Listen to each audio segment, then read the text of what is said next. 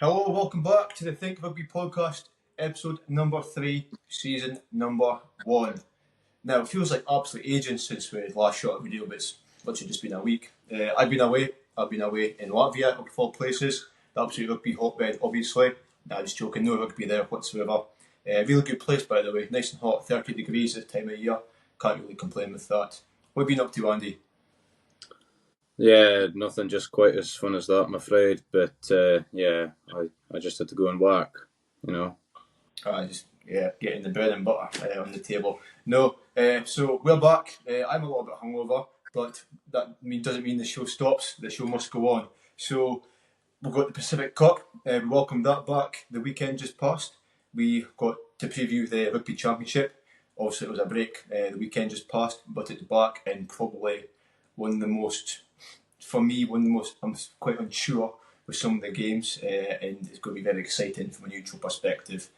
We've got a couple other things to bring up, i.e. some comments and some engagement from the public. Woohoo! And bring back the Guess Who and Legend and Twat of the Week. So stay tuned for that later in the episode.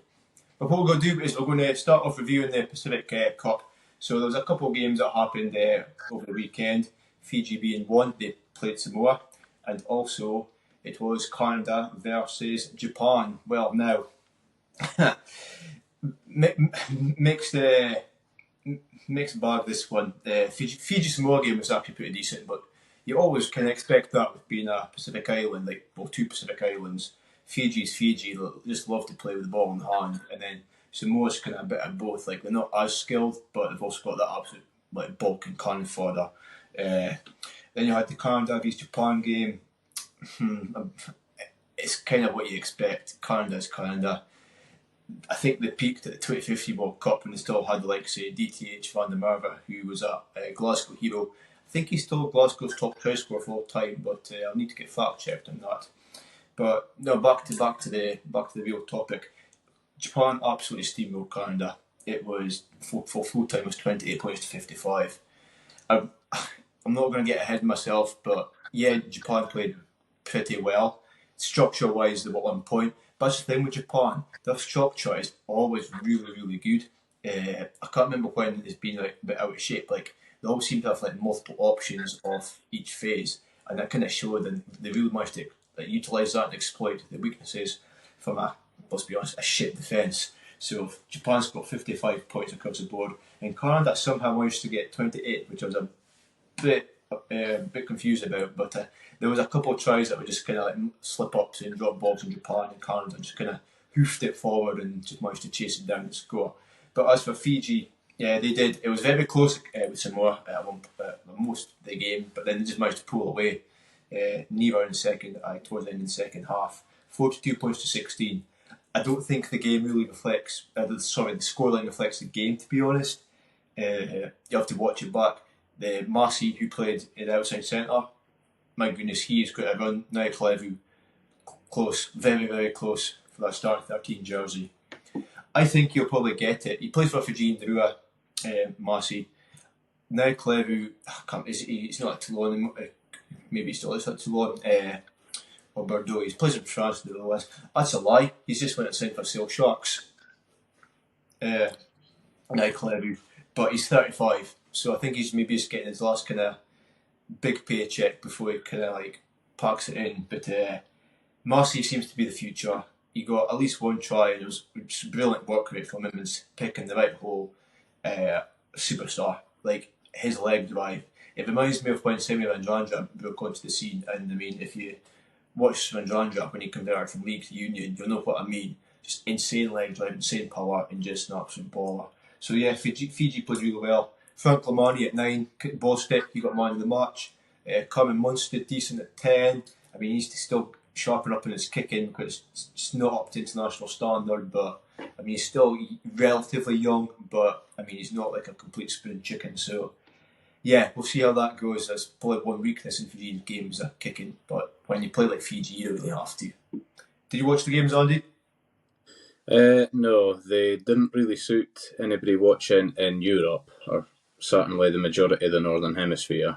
No, not at all. That's the only catch to it. Yeah, I quite like the Pacific the Pacific Nations Cup. It just gives them that opportunity, like money wise. Like I mean, Samoa's had their struggles, and I dare say, like Tonga and that. We'll speak about Tonga later on because they'll be playing this weekend.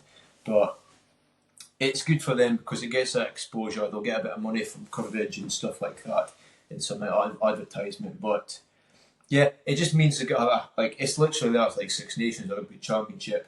It just gives them the opportunity because if you threw them in with like say the All Blacks and like that's even Australia, well maybe not Australia just now, but I was Springbok. away to say that I mean, the Australia and Wales at the World Cup, they were very closely contested with Fiji. I'm just about to turn my data on there. I'm just waiting in case it pauses or freezes. Oh yeah, I was just thinking that Fiji literally ran Wales close and beat Australia. So like, yeah, I better change what I'm saying there. But no, definitely the likes of like even Argentina, like they would just run them over at this current moment in time. Fiji have still got a lot to do. But at the end of the day, it was Samoa. They're not like the best of the best, but it'll be interesting to see when Fiji play Japan. I think it'll be a really interesting game. You know, the fact that they're in opposite pools kind of suggests like they're the two favourites to go through and get to the final and win the whole thing. I think Fiji's won it so many times. Japan's won it as well, I'm pretty sure. But Fiji generally wins it quite a lot. Pacific Nations Cup. Next games we've got, let me just get back to the matches here. So some games we've got to look forward to this weekend is we've got on Friday at 5 a.m. if you are up at that time. Probably not. Samoa host Tonga. Now that'll be a good one. You get to see like say Theo McFarland. I think he could be captain of Samoa now, but McFarland plays for Saracens. I think he's absolute world class. One of the best players in the world in this position, which is like back row comes second row.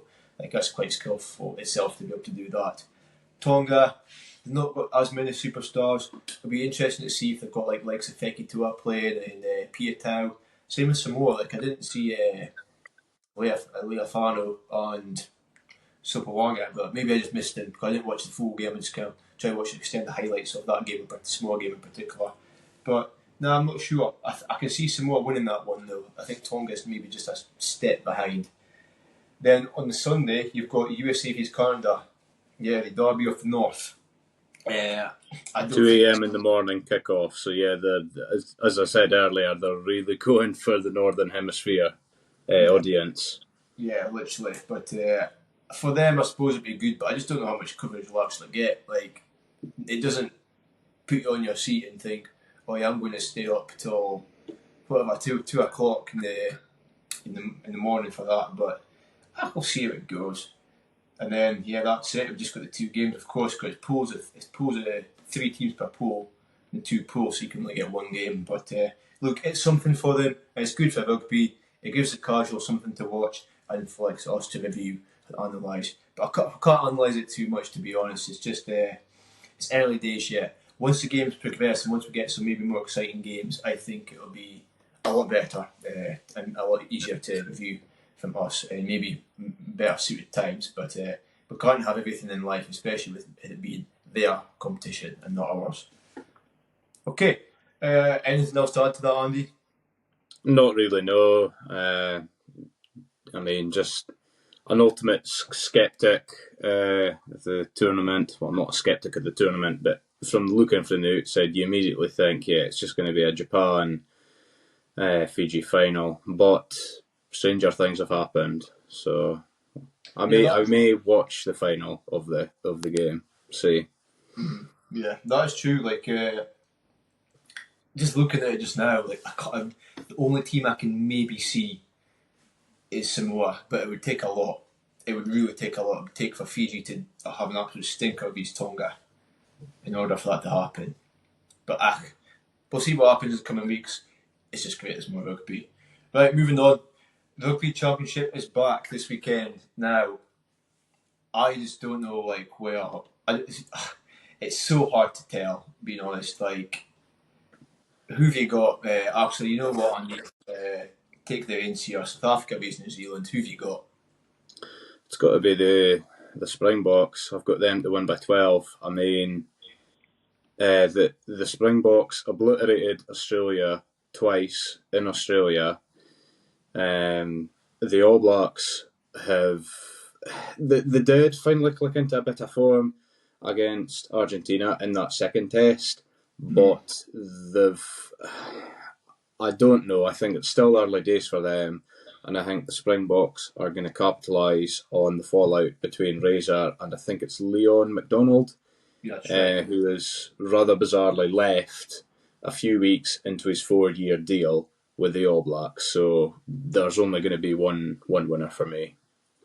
Yeah, so the article here says it's the Irish Times, a bit weird, but All Blacks assistant coach Liam McDonald has left his role after being loggerheads with head coach Scott Robertson over the direction of the team. McDonald's departure, confirmed by New Zealand Rugby on Thursday, comes before the 2-test tour of South Africa, and despite the All Blacks winning 4 of their last 5 tests in Robertson's first season in charge, Robertson said the relationship with his attack specialist was not working. I mean, I don't think the All Blacks' problem is scoring. I think their problem is their defence. I agree. Yeah. Yeah, like I mean, they've given like they always say, like my coach is the best coach I've ever had in a rugby sense. Is he always says, and it's true, attack wins games, defence wins titles. Yeah, I would agree with that. Yeah. Like it's something you don't think about, but as soon as you hear it, you just like it just makes complete sense. And just now, All Blacks are giving away far too many points, and they're going to struggle. David McKenzie alluded to it though. He did put out a comment in an interview midweek, or over the weekend, sorry, and he was saying Johannesburg is literally one of, if not the, it's one of the toughest places to go and get a win in rugby. Right in the heart of South Africa, it is going to be hard for them. But before this article came out, I kind of thought that maybe like Razor was kind of keeping his cards close to his chest, and he wasn't playing their best tricks yet. Like they were just playing, but they were keeping all their secret tricks and that for this game, and some like maybe secret moves. But I just don't know. I just don't know anymore, because after seeing that he's started to attack coach like mid tour. It's just not looking good, bruv. Yeah, no, I mean it's. I think it was going to be a difficult enough task going to South Africa, but now with this massive distraction, I think they will be fine. But yeah, it just seems like an uphill battle, certainly to win the first test. Yeah, for sure. That game's at it says 6 o'clock here on Planet Rugby, but I don't know if that's British time or not. Is that British time? With the British time is 4 p.m. kick-off, so I will probably be tuning into that game. It's South Africa, so it will be. Yeah. So that's decent. Like that's decent rugby that we can watch, and then the Argentina-Australia game's at 11 o'clock, which is a nice little settler for the Saturday night before you go off to your kit. But Argentina game. Sorry, before we go on, I think South Africa will win the first one, but I think the second one might be very, very different. That's my take on it. I would tend to agree with you, yeah. Like, this is Razor's first time facing the Springboks as coach. I think it will take him a game to adapt and see what happens. It's going to be a good match. Well, hopefully these two players both start, but it's going to be a good matchup between your favourite winger, or in your opinion, the best winger in the world. He's my best winger in the world, and Kobe and Will Jordan. They both play number 14, so they'll be opposite each other. That's not lie, they won't be opposite each other, they'll be on the other side of the pitch. Just thinking that. You never know, they do like to go and wander in runs, but I don't know, like, I feel that Will Jordan might start fullback though. Like, I've just got a weird feeling that he'll be going to fullback. He's very I think it's going to be Bowden Barrett going in at 15 for the All Blacks. They'll want to have Will Jordan on one wing and potentially Talea on the other wing, but no. But do you think they'll keep D-Mark at 10 against the Springboks though? Don't really have much other option. Barrett? No, Barrett will be at 15. He came on and changed the game at 15 against England. That's where I think he'll be putting on. Well, stranger things have happened, but maybe it's just a bit of wishful thinking here for me, but Oh my goodness, they need Richie Mwanga back. And yeah, but look, D-Mark's a cracking wee player. I just feel he's not quite there. Like he, at 10, like for most games he is, but against the against the Springboks, sorry, I'm not quite too sure. Speaking of D-Mark, there's a rumour about that he's away to La Rochelle possibly. And when I read it, like obviously being like an article that got bigged up and blown like not out of proportion, but it wasn't like completely 100% accurate. So the rumour was D-Mark to La Rochelle, but the catch was it would be a 6-month sabbatical, just like Geordie Barrett's doing with Leinster. So there's the catch. So they're not going to actually be missing that much rugby. They'll get a nice little pay packet. Brand wise, it's going to be huge, and then they'll come back and start playing for New Zealand again. Could it help him put his game to the next level? I don't know. Experiencing the French league, it's probably just as fast paced, maybe a little bit slower, but it'll be more physical. So Yeah, there is that to it. If he goes to La Rochelle, I hope he does actually. It'll be good. Probably good for him, to be fair. Good for rugby. But that it would doesn't mean, say much for the New Zealand club game though. yeah, I know what you mean. Like they just not got the money there, but at the end of the day, they can keep people there solely based off you're playing for the All Blacks, and like it's Well, the biggest honour in rugby. If D-Mark went to La Rochelle, he'd be in a team with a scrum half would be Kerr Barlow, who used to be a scrum half for the All Blacks back in the day. But he just wasn't. He was second best 9 in the world behind Aaron Smith. So he thought, oh, makes him a fortune in France. You got Anton Hastoy, who's a French dude, at 10. One wing you've got Jack Noel, the former England player. Then 14, other wing you've got Roman Rule, the guy called Rule. Cracking player, I think he's South African. Then in the centres you'd have Jonathan Daunty and butcher his name, Swetedi, he's Samoan but he's Australian born. And then you could have D-Mark at 15. Or you could have D-Mark at 15, you can take Doolan or Teddy Toma in from off the bench. It's just like, that would be a stacked team. But we'll see what happens. But I'm not looking too much into it, to be honest. But it's like I say, it'd be very good for the game, like brand wise, just like Geordie Barrett going over to Leinster. And it's just a bit different, so that's why I like it. I like different things. Moving on though to this Argentina game, I think the writing's already on the wall here. Australia away from home, it's not been too great. There's been progression, in my opinion, anyway. There has been a progression. Like they've got a good kind of game style. They've got good players, and I think they just need time to gel. Unfortunately, Argentina's playing or have been playing decent enough rugby or relatively decent rugby, especially in that first test against the All Blacks. They were very, very good. But the second test, I'm not saying that Argentina were bad. They just had no answers for the All Blacks. The All Blacks were just that dominant. So I'm not looking too much into that second game, but you just know when Argentina are on it, they can beat anyone on their day. So the Springboks included. So I feel that it's going to be 2 wins for Argentina at home.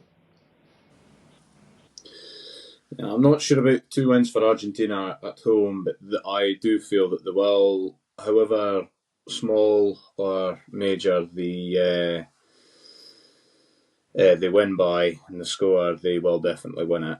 I've put them to win by 3, but again, that could be considerably more. It is Australia, and yeah, they have progressed from the World Cup under now under Joe Schmidt, but there's still a lot of work to do.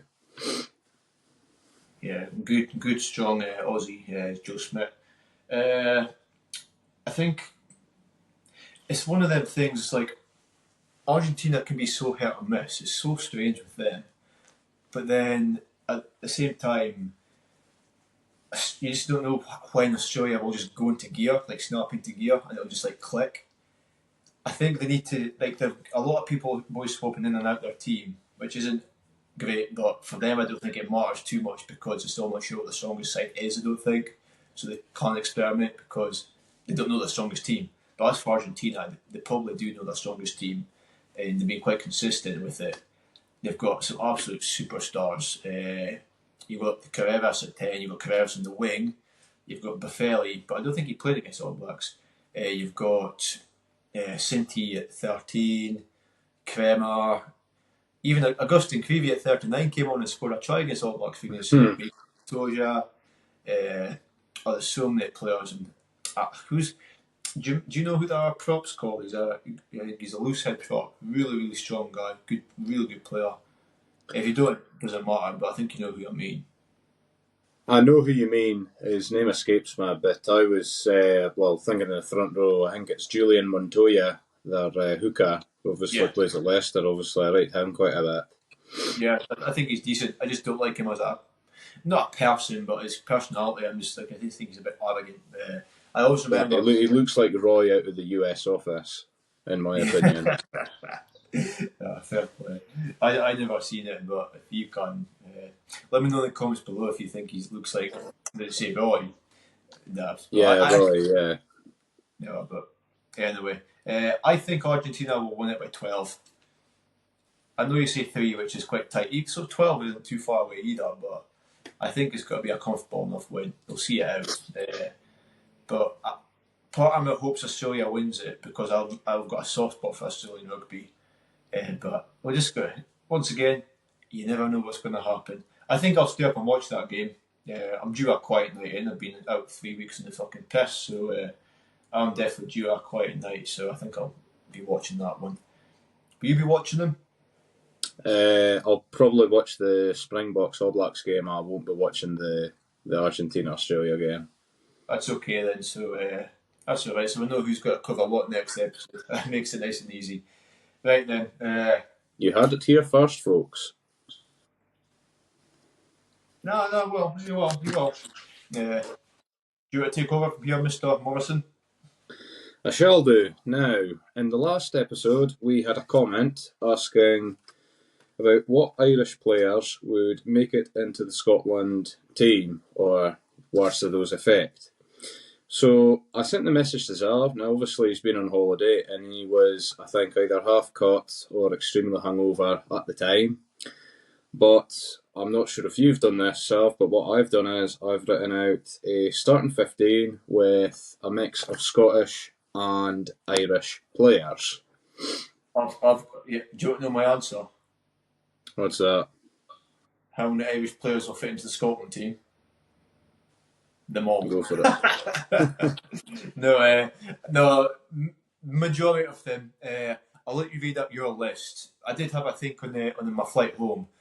I was like, maybe, yeah, no. But I'll let you read up your list because you'll have like your starting Irish players and your starting Scottish players. I will see what I would change because I think we'll disagree on a couple. Well, do you want to do position by position so we could do front row, then second row, and so on?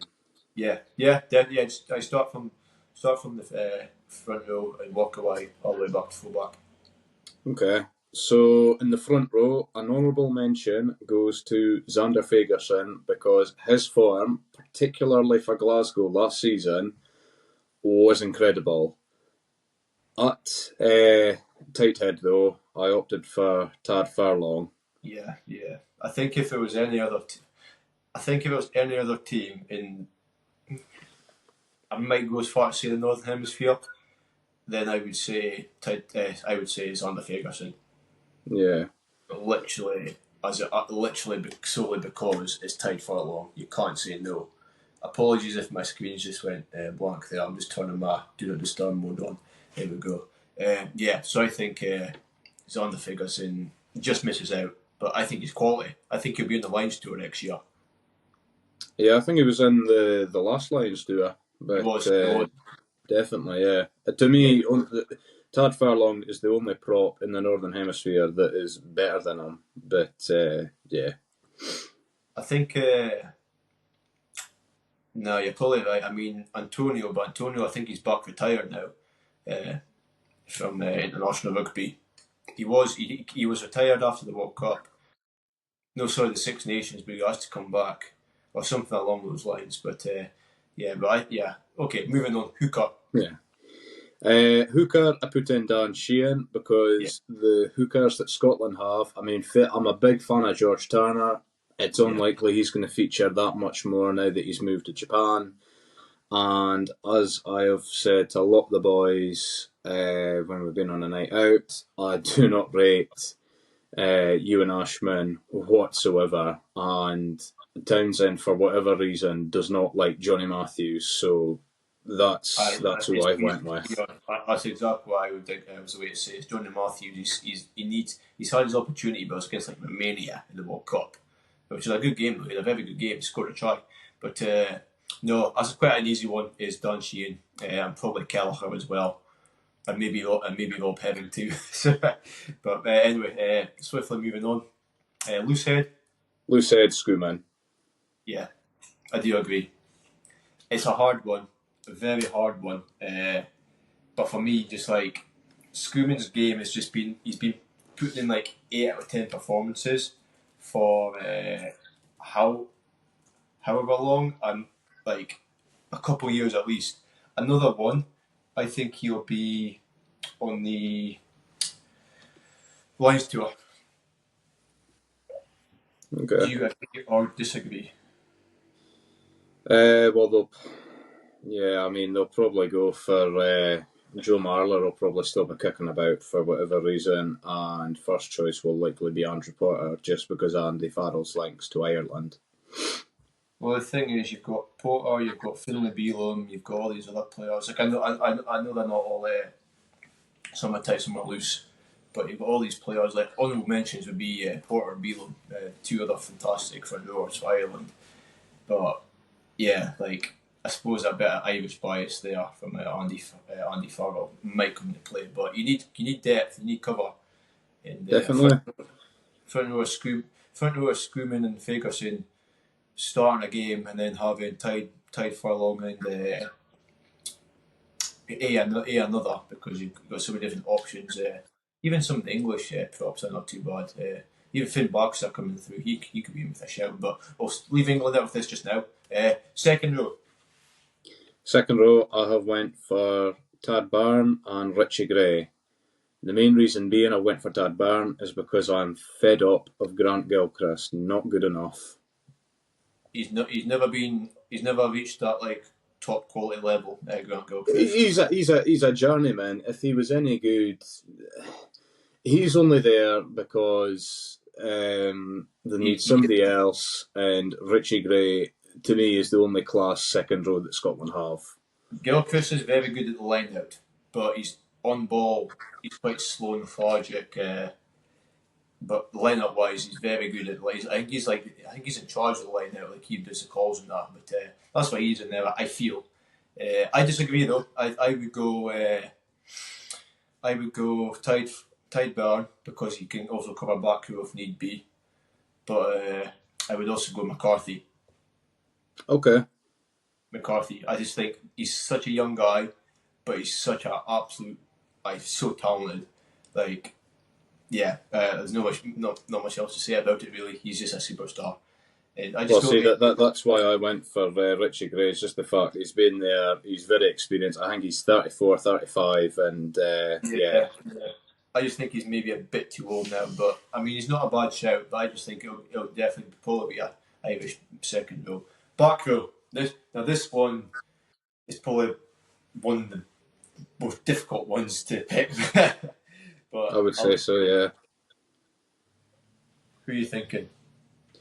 Well, I think it's bad enough for Scotland to pick their back row selection, let alone Scotland and Ireland. But at 6, I've went with Van de Fleer.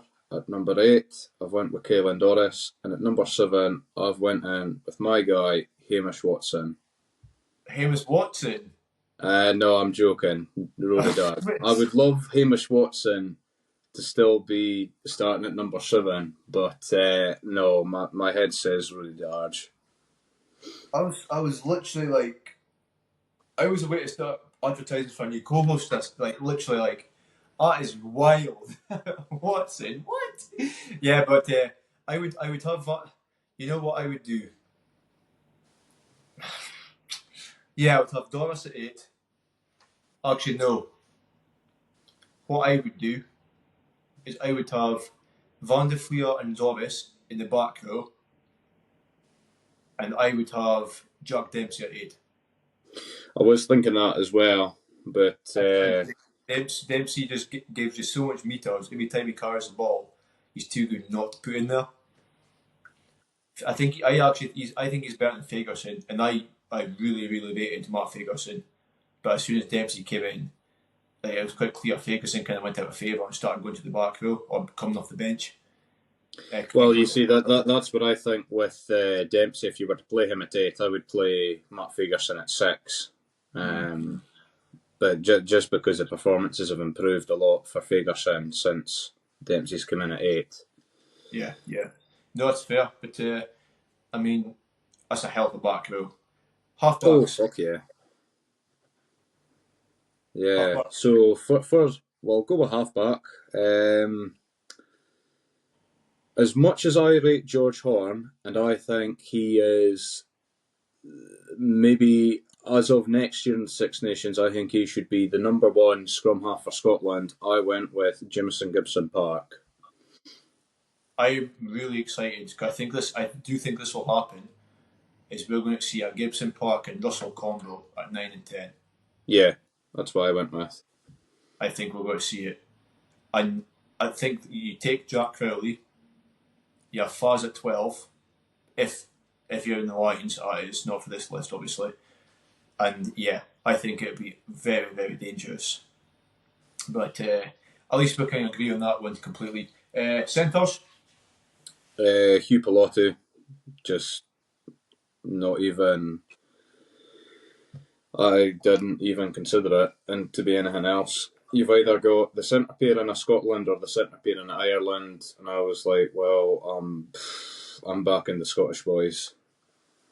I think. Do you know what you can do? Because I know he has played at 13 for Glasgow, and because it's against Australia, it doesn't matter too much. But I think you could probably get a Bundyaki Tuipulotu partnership at 12 and 13. Because Tuipulotu can't play 13. He's more than capable. And like I said, it's Australia, so it doesn't matter. But Andy Farm, I just think, I'm just going to take what I know. Or he might take Bundyaki and take Hugh Jones. Nevertheless, I think Tuipulotu and Aki will both be there. Imagine if you're in Australia and you're walking out into the park and you've got, centres, backs, usually quite small. You get 2 beasts like Tuipulotu and Bundyaki standing again across from you. Yeah. But the Australian centres aren't too small either. They're quite chunky. Like Iki Tau, he's a bit of a baller. Like, what about your back 3? Back 3, I have got Darcy Graham, Duan van der Merwe and Blair Kinghorn. I was considering James Lowe, but his ankles are still broken from the Aviva when Hugh Jones skipped past him for that late try. So sadly, James Lowe misses out this time. Right, I think there's a lot of Scottish bias going on here. Look, Andy, I love you and I love Scotland, but I'm going to have to, once again, I think... Yeah, I just can't get behind that. Hugo Keenan goes to fullback for me. No. You're overlooking Blair Kinghorn, who's just went mid-season and won a cup double with Toulouse. I know, I'm aware of that, but at the end of the day, he was playing for Toulouse. Remember, Toulouse. And he did play exceptional, but that's what happens when you play with better players. I don't think. Can Hugo Keenan do goal kicking? But you don't need if Russell and Gibson Park say you don't need Keenan. You don't need Keenan to kick or Kinghorn to kick. Well, what happens if they get injured? I mean, I appreciate what you say, but I'm looking at the most complete fullback, and yeah, your fullback doesn't need to kick, but I mean, you look to France, Thomas Ramos, best goal kicker in the world, and he's a fullback. Yeah, I understand what you're saying, Andy. I understand what you're saying, but from a complete standpoint, that who has because there was a lot of discussion whether Kinghorn was good enough for that or not for Scotland for a while. Until about 2 years ago. So on Keenan, there's never been that debate about it. So that's where I'm getting it from, and I just can't see past Keenan, to be fair. I think he was a better fullback than Hogg. Being brutally honest. I think he's so good. Under the high ball, one of the best. On your point about Kinghorn maybe not being good enough to get into Scotland, I will fully back the call. I mean, Kinghorn was never good enough to play at fly half. Never good enough, in my opinion. He was a fly half at age grade because he played against somebody I know at age grade. He played fly half there. Obviously, very very good then, but obviously jumping at other rugby and to international levels and different kettle of fish. Just as it happened, the last time he did play standoff, he scored a hat trick. And the time before that, against Italy in Kieran Crowley's last Six Nations game, I'm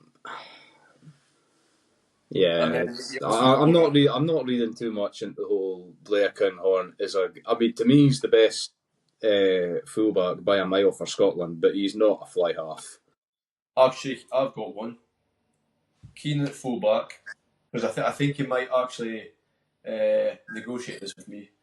Keenan at fullback, Kinghorn on the wing, and then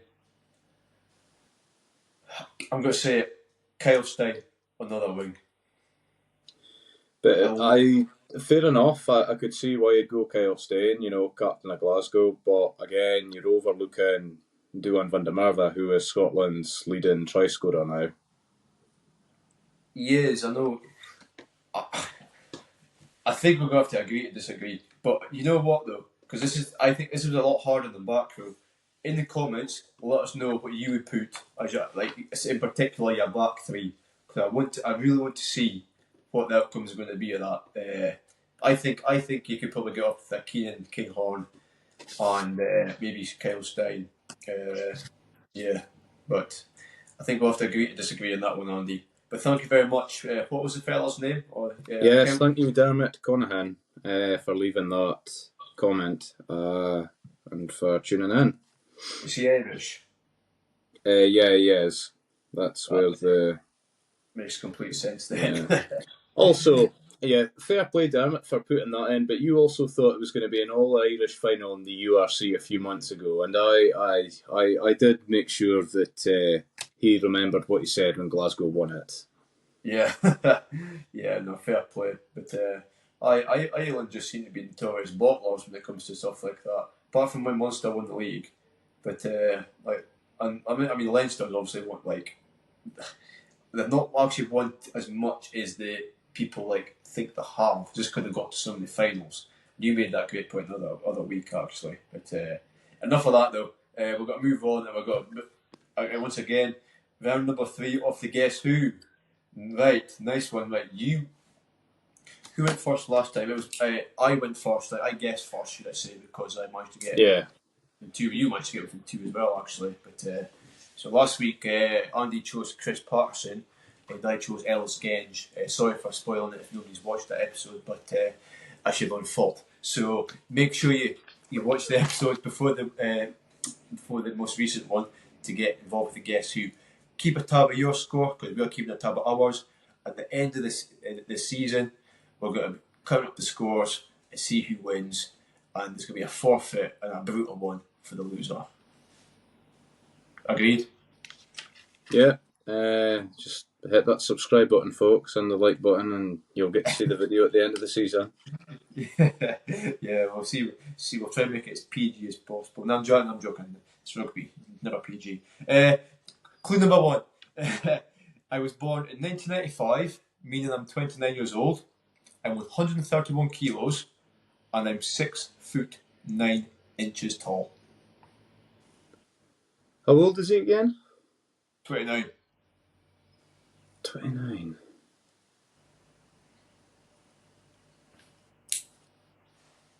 Scott Barrett. Incorrect. Number 2. I've 34 international caps.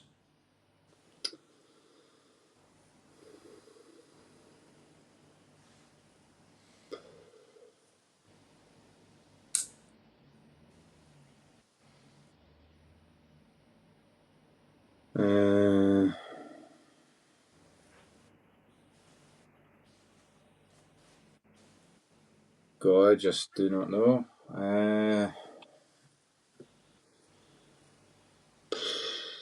I'm just going to say a name. No, I'll just pass. No, say that name. Oh, Elliot Daly. I know it's the wrong answer, but whatever. No, incorrect. So he scored 2 tries for his country. One of those tries was in the Rugby World Cup, 2023 Rugby World Cup semi-final. RG Snyman. There we go. R.G. Snyman. Maybe I was a bit too easy that one, but I'll leave a note there. 3 points, Andy. That's respectable. Yeah. The fourth clue was, club-wise, I've played in Ireland, Japan and South Africa. And number 5 was, I'm a Springbok. Yeah, I probably would have guessed RG Snyman again. Yeah, I thought you maybe would have. 3 points though. Nice one. That's a decent score. That right. I think that means I'll need to get. So you'll be on 8. I need to get 1 point to tie, or 2 points to be a point ahead. Yeah. Excellent. Okay. So my player was born on the 13th of June 1994 in Somerset, making him 30 years old. 13th of June 1994 in Somerset. Yeah. Making him, how old did you say? 30.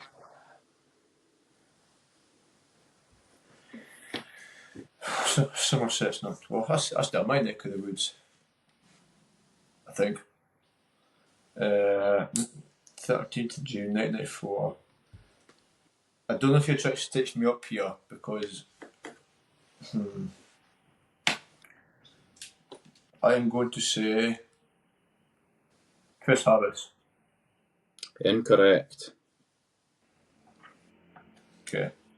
Clue number 2. I can play at fullback or fly half. Fullback or fly half. So you're 30 years old and you can play fullback or fly half. In Somerset, for England. Yeah. Fullback and fly half, okay.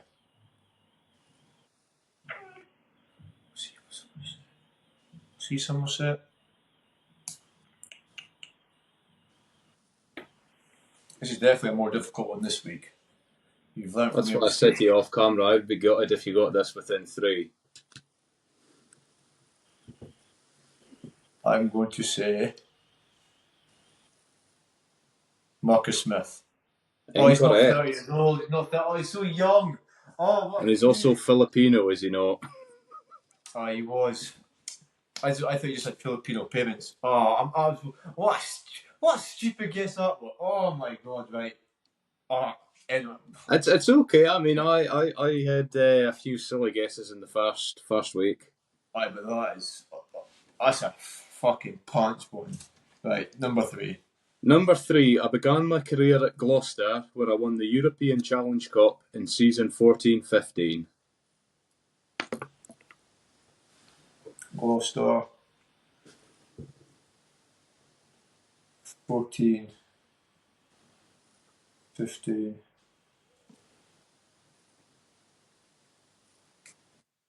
Oh. No, he was born in Edinburgh. Fullback, fly half. Started career in Gloucester. Won the champion. What was it? Just like the league? Did you say? So rather than what Toulouse won, the Investec Cup, like the one that Itzebeth, that team won. In season 14-15. Yes. Who played for Gloucester back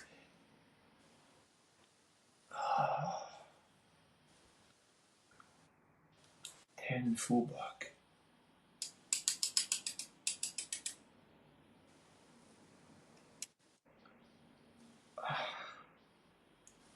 I don't know if you're trying to stitch me up or not, because you might not even be English, or like play for England. Poker face. Okay, I'm going to say it. Oh no, it's not him. Who played fly half? Oh no, he's older than 30 years old though. He's like 35. Oh, I'm just going to. Adam Hastings. Incorrect. This Was, one might give it away. Number 4, again, my first cut for Ireland in 2020 against Wales.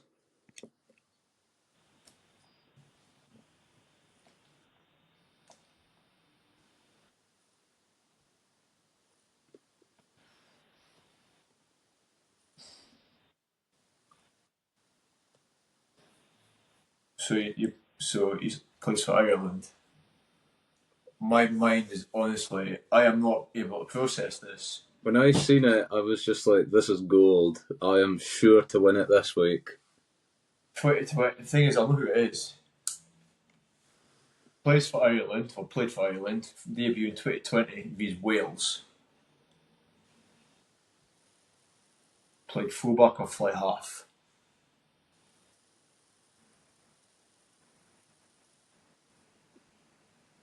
But it must be a fair age. 30 years old.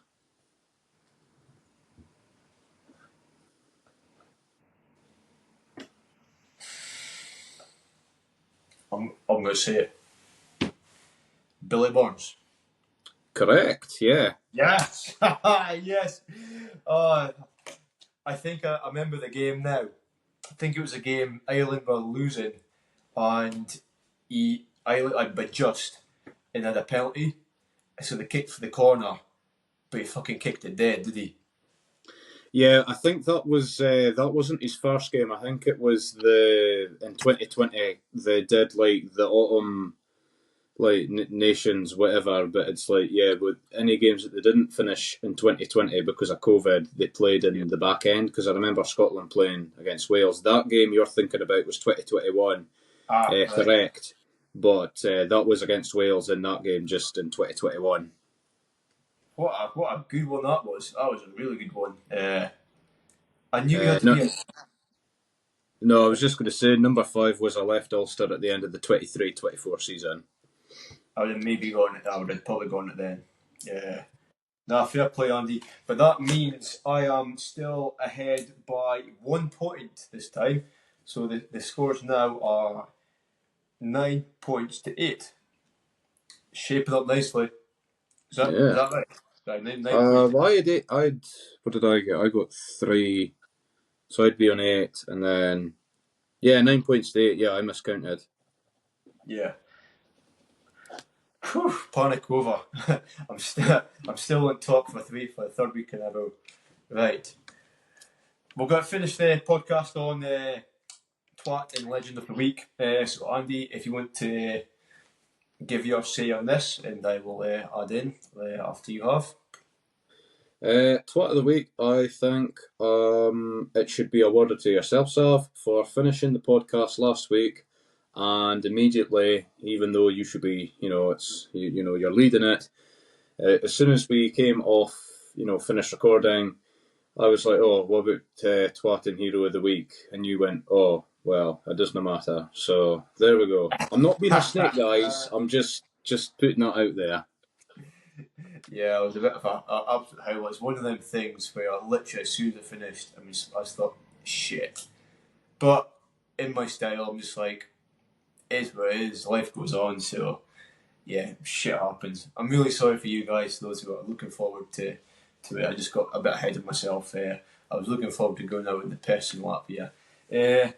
Yeah, so twat of the week. I did have me in mind, but it was more for me having a stinking hangover and actually being late to recording the podcast tonight. But no,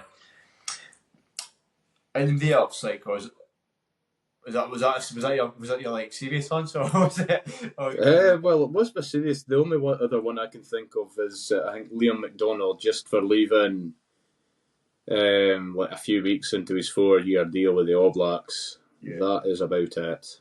Or maybe I was going to say Canada. because Canada had been fucking shit, basically. Well, not just that, but Canada. I had a look at the highlights, and their stadium was half empty. So yeah, I mean, we'll still give it to you though. Fair play, fair play. Not even give it to Canada for making Eddie Jones look good? No. Legends of the Week. Quite a few to pick from, to be fair, but I'll let you begin. Yeah, Legend of the Week. Controversially, Eddie Jones for making Japan look very good.